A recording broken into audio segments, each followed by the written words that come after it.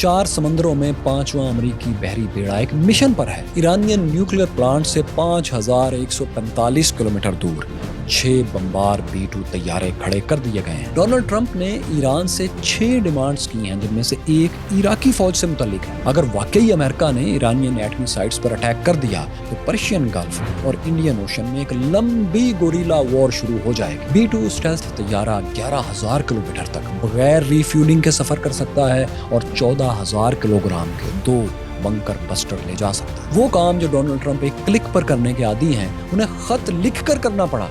Very slow, very painful. President Trump ने कहा कि ईरान के पास सिर्फ 60 दिन हैं, लेकिन इन 60 दिनों की उल्टी गिनती कब शुरू होगी ये उन्होंने नहीं बताया।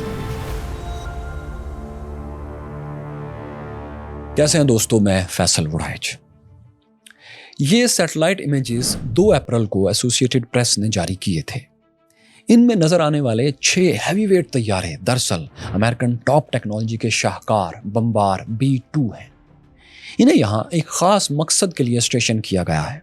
दरअसल इस्राएली प्राइम मिनिस्टर नेतन्याहू और US president Donald Trump American presidency के 4 बरसों में कम से कम एक बड़ा टारगेट ज़रूर हासिल करना चाहते हैं, और वो ये कि ईरान को पैगाम दिया जाए। और पैगाम ये कि उसके अंडरग्राउंड एसेट्स, न्यूक्लियर एसेट्स उनके लॉन्ग आर्म से महफूज नहीं हैं।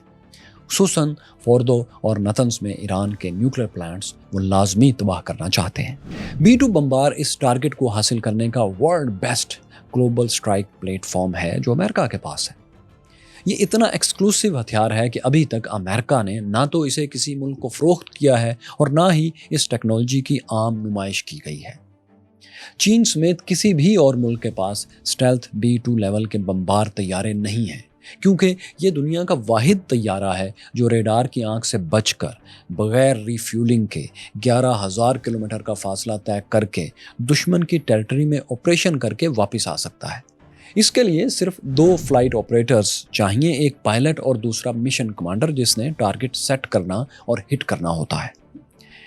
इन तैयारों की टेक्नोलॉजी पर अमेरिका ने 70s और 80s में उस वक्त काम करना शुरू किया था जब सोवियत रशिया से इसकी कोल्ड वॉर पीक पर थी। उस वक्त सोवियत रशिया और अमेरिका के दरमियान किसी भी वक्त न्यूक्लियर वॉर, एटमी जंग का खतरा हर वक्त मंडलाता रहता था। दोनों मुल्कों ने अपने लीडर्स को बचाने के लिए ज़मींदोज़ डीप अंडरग्राउंड बंकर्स बना लिए थे। रशिया ने खास तौर पर इसमें कमाल हासिल किया था और लीडरशिप बंकर्स बनाए थे जो 300 फीट से ज़्यादा गहरे थे। इनमें से कई रशियन लीडर स्टॉलन के इस्तेमाल में भी रहे, उसके ऑफिसेज थे, और कुछ मॉडर्न थे, इसके बाद बने थे। इन ज़मींदोज़ गहराइयों में कायम बंकर्स में पूरा command and control structure build किया गया था, ताकि अगर एटमी जंग हो जाए, एटमी जंग दोनों मुल्कों में शुरू हो जाए, तो लीडरशिप अंडरग्राउंड रहकर ही जंग की कमांड जारी रख सके। सोवियत रशिया ने साइबेरिया के सर्द ठंडे इलाकों में भी 300 फीट से ज़्यादा की गहराई में मिसाइल्स लॉन्चिंग सिस्टम मुकम्मल फिक्स कर रखा था। लिथुआनिया में एक ऐसी ही पुरानी साइट की तस्वीर आप साइट स्क्रीन पर भी देख रहे हैं। तब लिथुआनिया सोवियत रशिया का हिस्सा था।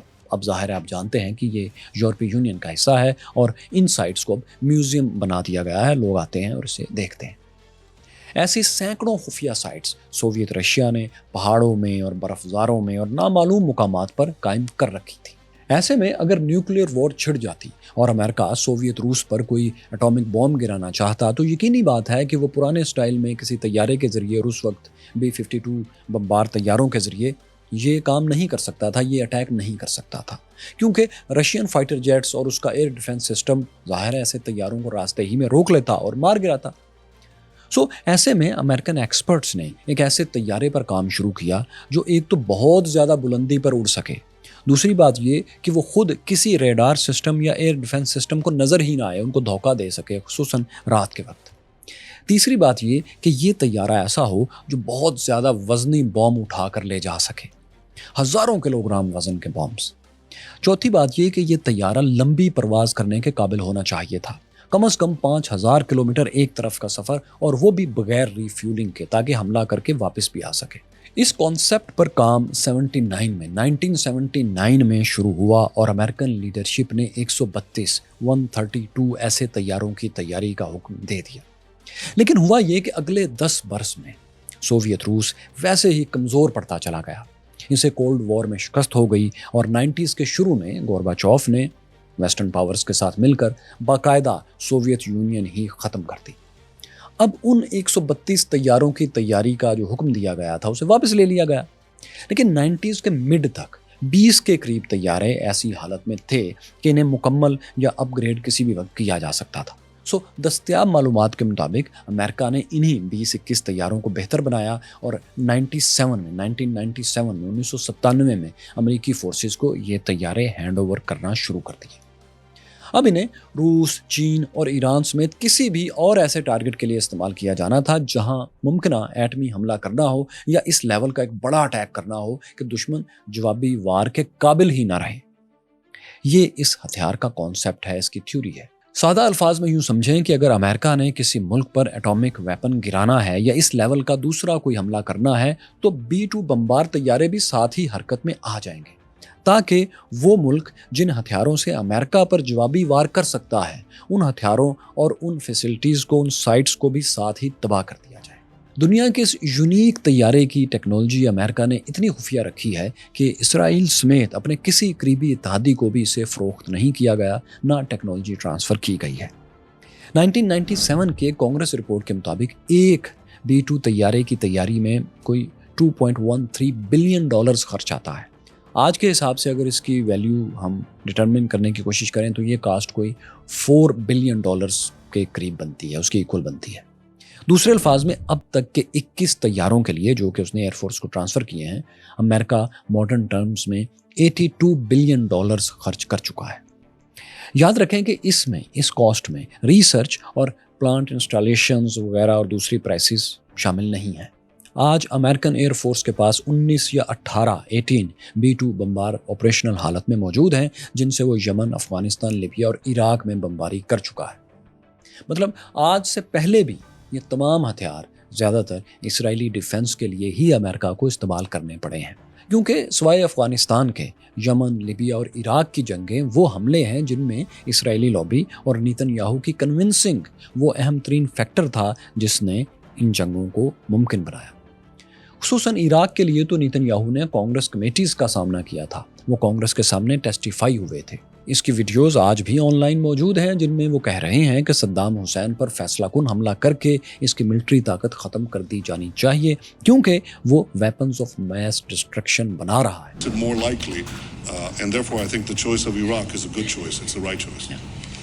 Simply not reflecting the reality to assume that Saddam isn't feverishly working to develop nuclear weapons as we speak. اس کے بعد کی کہانی آپ جانتے ہیں کہ وقت نے یہ تمام دعوے غلط ثابت کر دیے، لیکن اس دوران لاکھوں عراقیوں سمیت 4400 امریکی سولجرز بھی ہلاک ہو گئے تھے۔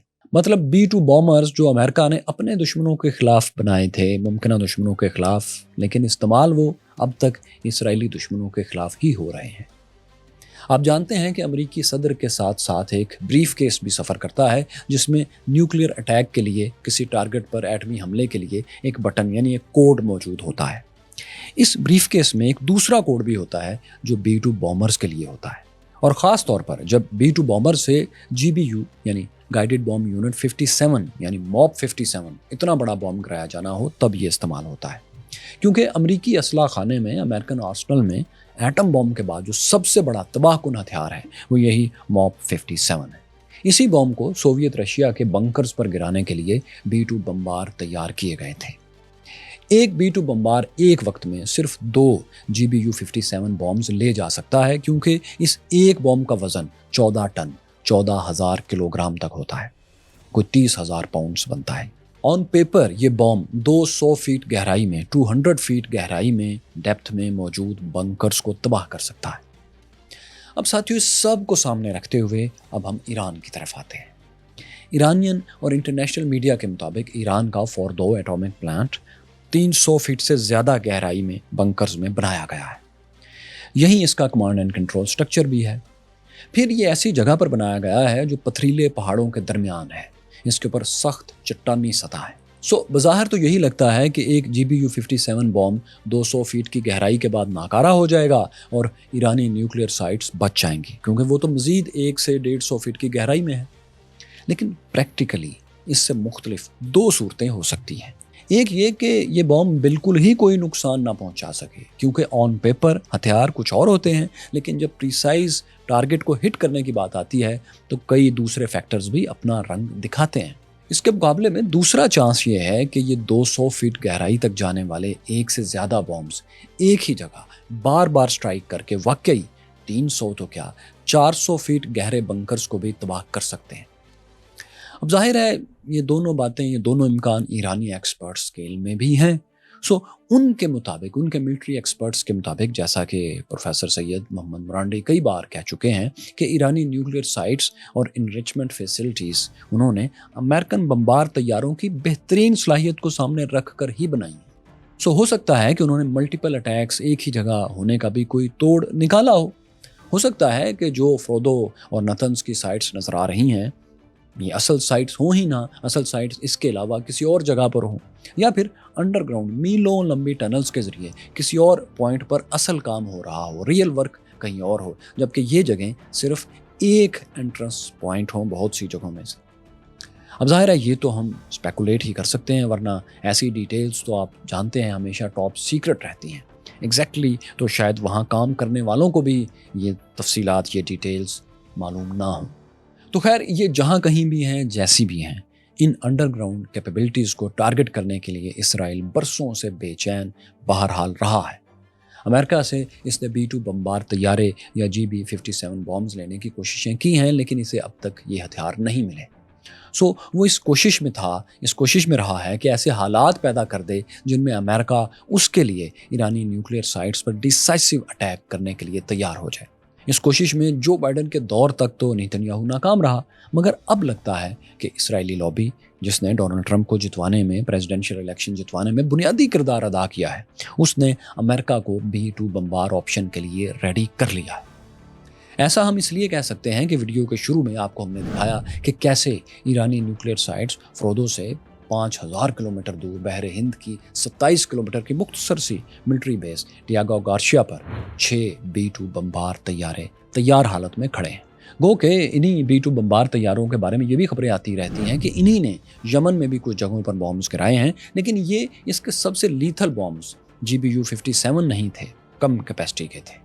آپ جان چکے ہیں کہ B-2 طیارے 11,000 کلومیٹر تک بغیر ری فیولنگ کے آپریشنز کر سکتے ہیں۔ تو ایران کی فوردو ایٹامک سائٹس جو ہیں، اس کا ایٹامک پلانٹ جو سب سے بڑا ہے، یہ اس بیس سے 5,000 کلومیٹر دور ہے۔ وہاں جانے اور پھر واپس آنے میں 10,000 کلومیٹر سے کچھ اوپر کا فاصلہ اس طیارے کو طے کرنا ہوگا، اور اس کی رینج 11,000 کلومیٹر ہے۔ پھر یہ کہ ایران کے پاس سب سے اچھا میڈیم رینج میزائل جو ہے وہ شہاب 3 سیریز کا ہے، اور یہ بھی 2,000 کلومیٹر کے لگ بھگ ہی اٹیک کر سکتا ہے۔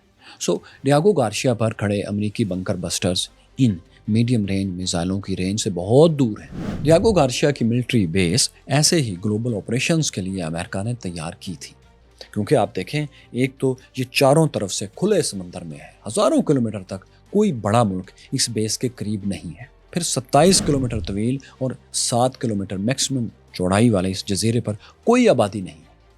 یہاں ایسے خفیہ آپریشنز کے لیے سب سے سازگار ماحول ہے جنہیں دنیا سے چھپانا ہو۔ پھر یہاں کبھی کوئی میڈیا کا نمائندہ نہیں جا سکا، یہاں رپورٹنگ نہیں کر سکا، یہاں سیاح بھی نہیں جا سکتے۔ اسی لیے امریکہ نے یہاں ایسا خاص رن وے تیار کیا ہے جہاں سے 172 فیٹ تک پھیلے ہوئے بہت بڑے پروں والے B-2 طیارے کو پرواز دی جا سکے۔ جب یہ طیارہ 2 MOB 57 بامز کے ساتھ مسلح ہوتا ہے تو آپ اندازہ کریں اس کا کل وزن 1.5 لاکھ کلو گرام تک پہنچ جاتا ہے۔ ایسے میں اتنے وزنی طیارے کو کم از کم 2.5 کلومیٹر کا رن وے چاہیے جو اس کو وہ سپیڈ اور پش دے سکے جو اس کی پرواز کے لیے ضروری ہے۔ یہ سب اس قبضے والے ڈیاگو گارشیا جزیرے پر موجود ہے، یہ سارا سیٹ اپ۔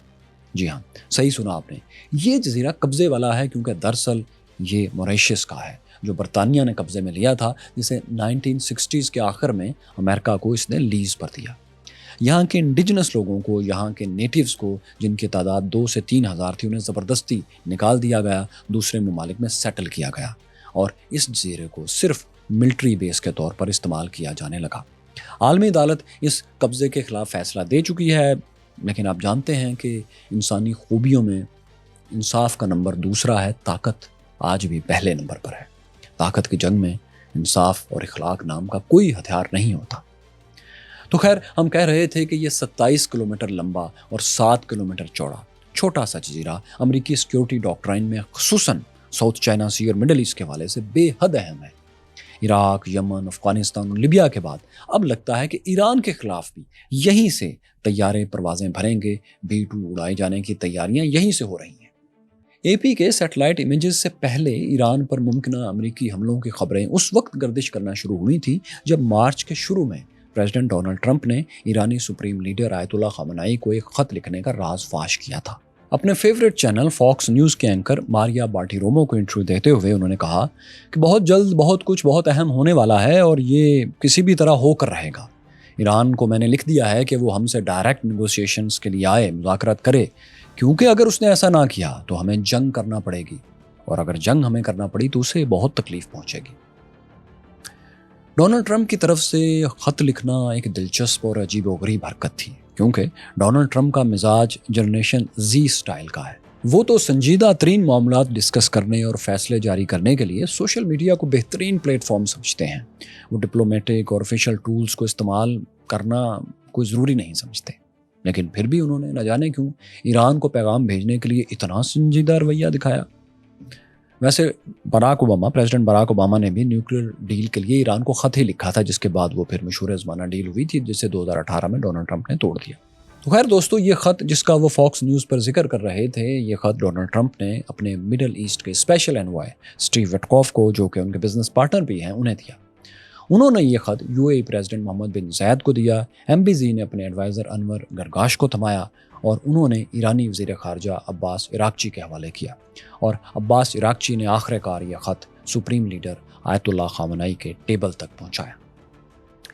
اس خط کے بارے میں شروع میں ایران سے یہی خبر آئی کہ رہبر معظم سپریم لیڈر آیت اللہ خامنہئی نے اسے پڑھے بغیر ہی مسترد کر دیا ہے، ریجیکٹ کر دیا ہے، کیونکہ ان کے مطابق ڈونلڈ ٹرمپ اعتماد کے قابل انسان ہیں ہی نہیں۔ انہوں نے کہا کہ ڈونلڈ ٹرمپ مذاکرات کی بات کر کے دراصل دنیا کو دھوکہ دے رہے ہیں، وہ ایک ڈسیپشن کریٹ کر رہے ہیں۔ اس شخص سے مذاکرات کا کیا ہی فائدہ جس کا ہمیں پہلے سے پتا ہے کہ اس نے بات پر قائم ہی نہیں رہنا۔ انہوں نے کہا کہ ہم نے کئی سال کے مذاکرات کے بعد جو نیوکلیئر ڈیل سائن کی تھی، اسی شخص یعنی ڈونلڈ ٹرمپ نے ہی اس فائنل اور مکمل ڈیل کو پھاڑ کر پھینک دیا تھا۔ پھر اب اسی ڈیل کے لیے نئے مذاکرات ہم کیوں کریں؟ آیت اللہ خامنہئی جب کھلے مجمع سے یہ خطاب کر رہے تھے تو ان کے سامنے بیٹھے سپورٹرز امریکہ مخالف نعرے مرگ بر امریکہ، مرگ بر امریکہ بھی لگاتے جاتے تھے۔ اسی تقریر میں انہوں نے کہا کہ ہم فی الحال ایٹامک ہتھیار بنانے نہیں جا رہے، لیکن اگر ہم نے یہ بنانے کا فیصلہ کر لیا تو امریکہ ہمیں روک نہیں سکتا۔ رہبر معظم آیت اللہ کی اس بات کو آپ انٹرنیشنل ایٹامک انرجی ایجنسی، جسے عرف عام میں نیوکلیئر واچ ڈاگ بھی کہا جاتا ہے، اس کی ایک خبر کے اینگل سے ضرور دیکھیں۔ نیوکلیئر واچ ڈاگ نے فروری میں رپورٹ دی تھی کہ ایران نے 60% یورینیم انریچ کر لی ہے۔ اسے ویپن گریڈ تک انریچ کرنے میں یعنی 90% تک لے جانے میں اب ایران کو صرف چند ٹیکنیکل سٹیپس ہی اور چاہیے ہوں گے۔ یاد رہے دوستو کہ ایران کی پہلی نیوکلیئر ڈیل، جس میں امریکہ کے علاوہ 6 عالمی طاقتیں China, France, Germany, Russia, UK اور یورپین یونین شامل تھیں، اس سے ڈونلڈ ٹرمپ 2018 میں خود نکل گئے تھے، جبکہ باقی 6 عالمی طاقتیں اس ڈیل میں ایران کے ساتھ آج بھی موجود ہیں۔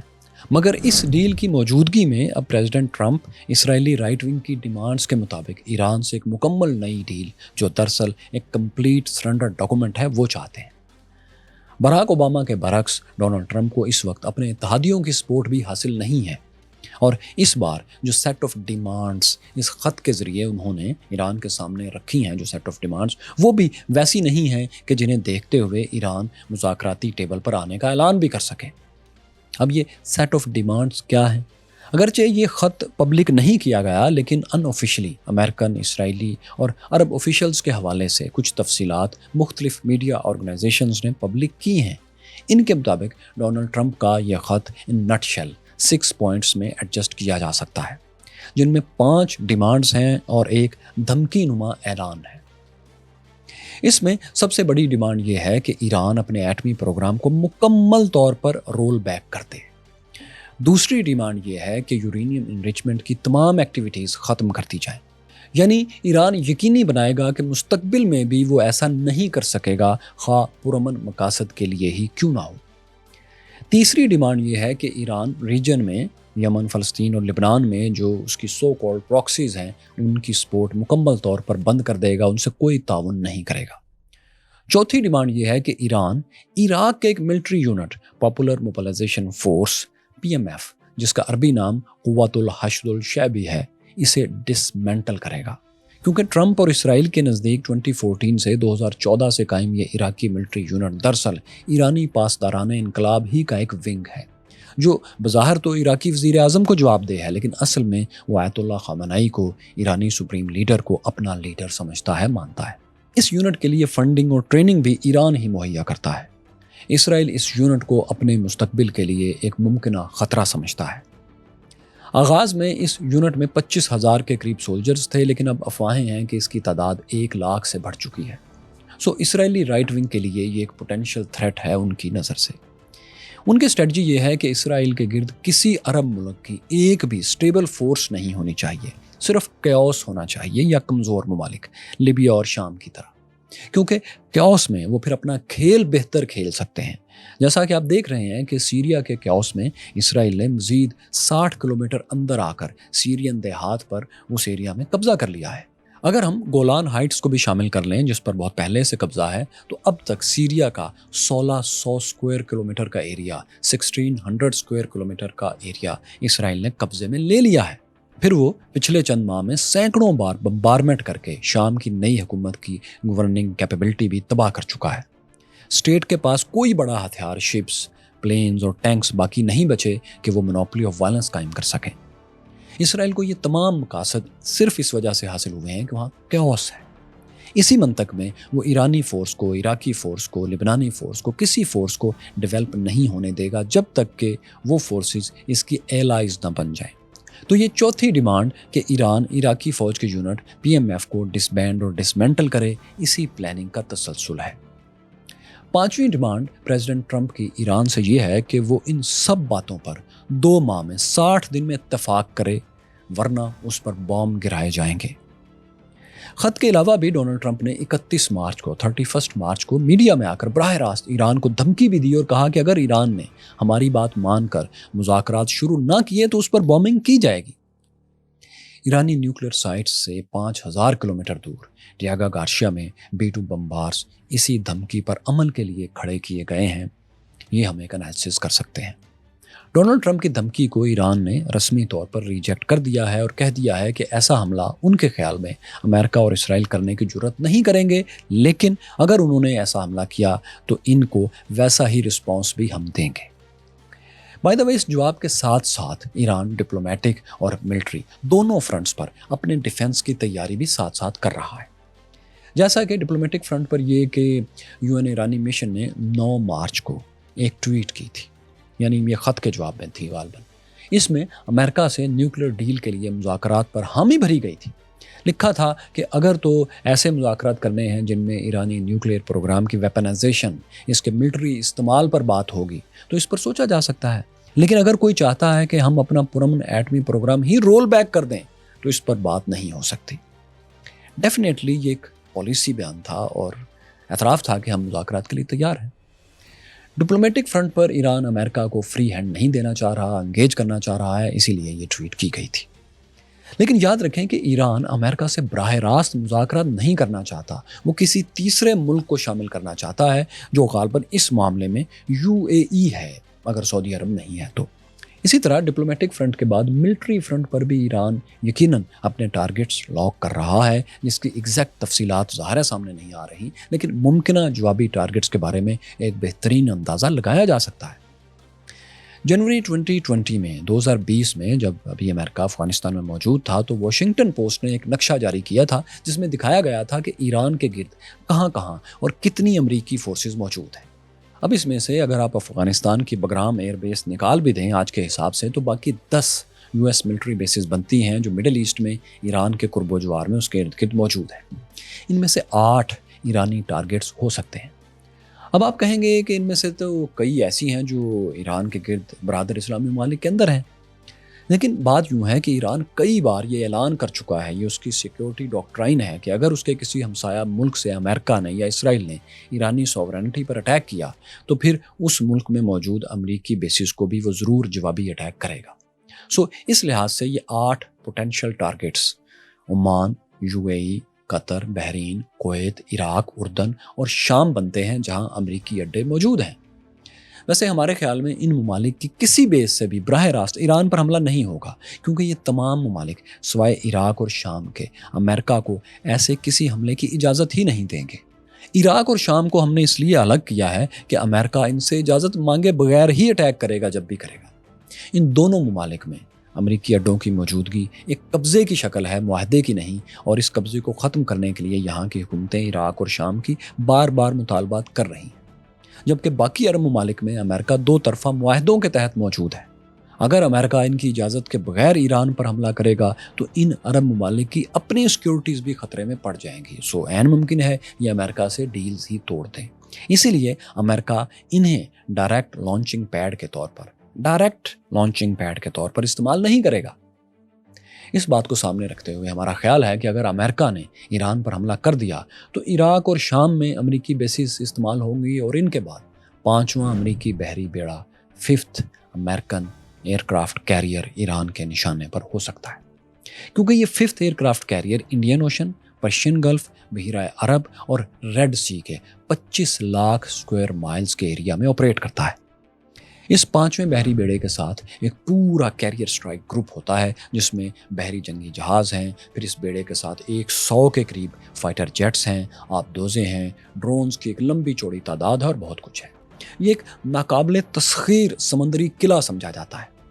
لیکن ایران اگر امریکہ کو واقعی عرب ممالک سے باہر نکل کر اٹیک کرنا چاہتا ہے تو یہی وہ جگہ ہے جو سب سے اہم ٹارگٹ ہو سکتا ہے، اور اسے ہی ہٹ کرنا یا اسرائیلی سرزمین پر اٹیک کرنا ہی وہ جوابی عمل ہوگا جو ایران کر سکے گا۔